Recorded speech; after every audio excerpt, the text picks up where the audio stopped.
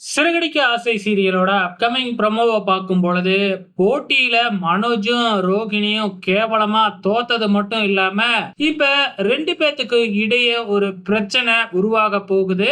அதாவது போட்டி நடக்கிறப்ப 2 பேருக்கும் இடையே எப்பயுமே சண்டையே வந்ததில்ல அப்படின்னு சொல்லிட்டு மனோஜும், ரோகிணியும் சொல்லியிருந்தாங்க இல்லையா?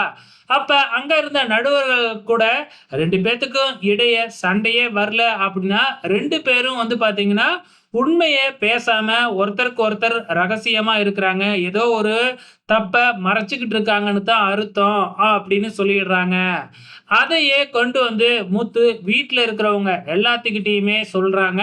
அப்ப இவங்க 2 பேத்துக்கும் இடையே சண்டையே வரல. அப்ப 2 பேருமே ஏதோ ஒண்ண மறைச்சுக்கிட்டு தான் இருக்கிறாங்க அப்படின்னு அண்ணாமலை கிட்ட நம்ம முத்து சொல்றாங்க.